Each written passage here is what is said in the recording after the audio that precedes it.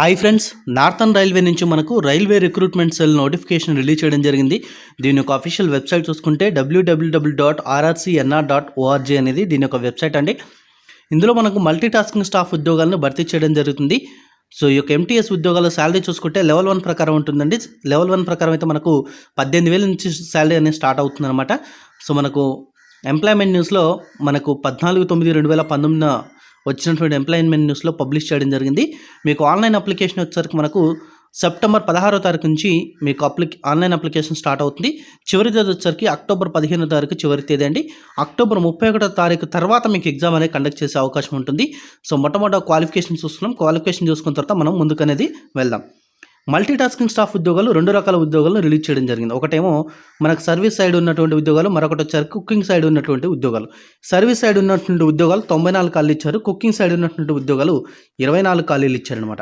So ఈ 94 ఖాళీలు వచ్చేసరికి మనకు క్వాలిఫికేషన్ ఏంటంటే 10th క్లాస్ పాస్ అయ్యండి. దాంతోపాటుగా ఫుడ్ బ్యావరేజెస్లో ఐటీఐ చేసినటువంటి వాళ్ళు అప్లై చేయొచ్చు, లేదా ఫుడ్ అండ్ బ్యావరేజెస్ గెస్ట్ సర్వీస్లో క్రాఫ్ట్ ట్రైనింగ్ స్కీమ్ చేసినటువంటి వాళ్ళు అప్లై చేసుకోవచ్చు అనమాట. లేదా 10th క్లాస్ పాస్ అయ్యండి, ఇక్కడ ఇచ్చినటువంటి కోర్సులో ఏదైనా ఒక కోర్స్ చేసి ఉండాలి. ఆ సర్టిఫికేట్ అనేది ఎన్సీవీటీ చేత గుర్తించబడినటువంటి సర్టిఫికేట్, అంటే ఎన్సీవీటీ వాళ్ళు ఇష్యూ చేసినటువంటి సర్టిఫికేట్ అయి ఉండాలి. ఎన్సీవీటీ అంటే national council of vocational training certificate అనమాట. ఇది ఫుడ్ అండ్ బ్యావరేజెస్ సర్వీస్లో కానీ, హాస్పిటాలిటీ అసిస్టెంట్ మాడ్యులర్ ఎంప్లాయబుల్ స్కిల్స్లో కానీ చేసినటువంటి యొక్క కోర్స్ సర్టిఫికేట్ ఉన్నటువంటి వాళ్ళు దీనికి అప్లై చేసుకోవచ్చండి.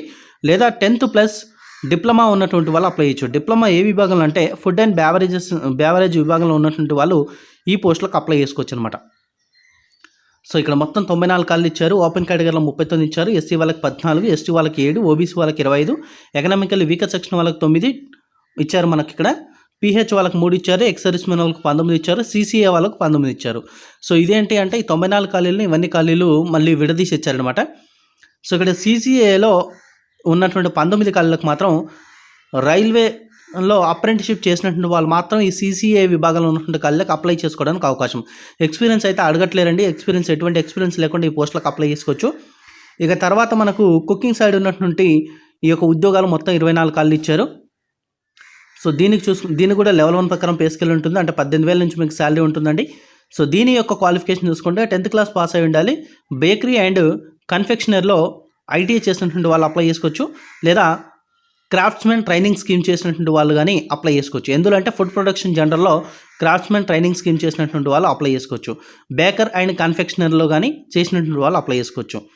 లేదా 10th క్లాస్ పాస్ అయ్యండి, ఇప్పటిదాకా నేను చెప్పినటువంటి NCVT national council of vocational training certificate ఉన్న వాళ్ళు కుక్ జనరల్లో కానీ, కుక్ కాంటినెంటల్లో కానీ, కుక్ ఇండియన్ కజిన్లో కానీ ఈ యొక్క సర్టిఫికేట్ ఉన్నట్లయితే మీరు అప్లై చేసుకోవచ్చు. లేదా 10th క్లాస్తో పాటుగా ఫుడ్ ప్రొడక్షన్ లేదా బేకరీ అండ్ కన్ఫెక్షనరీలో డిప్లొమా చేసినట్టు వాళ్ళు దీనికి అప్లై చేసుకోవచ్చు. ఎటువంటి ఎక్స్పీరియన్స్ లేదండి. సో దీనికి కూడా మనకు సీసీఏలో 5 ఖాళీలు ఇచ్చారు. ఈ యొక్క విభాగం కింద సీసీఏ అంటే ఏం లేదు, కేటగిరీ వైజ్ అనమాట. ఆ కేటగిరీలో ఉన్నటువంటి పోస్టులకు అప్లై చేయాలనుకున్నట్టే తప్పకుండా మీరు అప్రెంటిస్షిప్ కంప్లీట్ చేసి ఉండాలి. ఓకేనా. మిగతా ఉన్నటువంటి అయితే మామూలుగా జనరల్ కేటగిరీలో 10 ఖాళీలు ఇచ్చారు. ఎస్సీ వాళ్ళకి 4, ఎస్టీ వాళ్ళకి 2, ఓబీసీ వాళ్ళకి 6 ఈ విధంగా ఇచ్చారనమాట. సో ఈ ఖాళీల వివరాలు ఈ విధంగా ఉన్నాయి. మనకు ఏజ్ వచ్చేసరికి 18 నుంచి 33 సంవత్సరాల మధ్యలో ఉన్న వారు ఈ పోస్టులకు అప్లై చేయొచ్చు.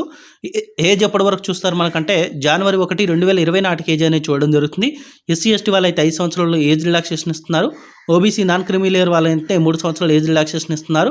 పీడబ్ల్యూ వాళ్ళకు కూడా జనరల్ అయితే 10 సంవత్సరాలు, ఓబీసీ వాళ్ళైతే 13, ఎస్సీ ఎస్టీ వాళ్ళైతే 15 సంవత్సరాలు అప్పర్ ఏజ్ రిలాక్సేషన్ అనేది వాళ్ళు ఇవ్వడం జరుగుతుంది. ఎగ్జామినేషన్ ఫీజు వివరాలకు వచ్చేసరికి మీరు ఈ నోటిఫికేషన్ కూడా ఆన్లైన్లో అప్లై చేసుకోవాలి. ఫీజు కూడా ఆన్లైన్లోనే పేమెంట్ చేయాల్సి ఉంటుందండి. 500 రూపాయలు అనేది ఫీజు ఉంది. సో అందులో మీరు ఎగ్జామ్ అటెండ్ అయిన తర్వాత 400 రూపాయలు మీ యొక్క బ్యాంక్ అకౌంట్కి రీఫండ్ చేయడం జరుగుతుంది.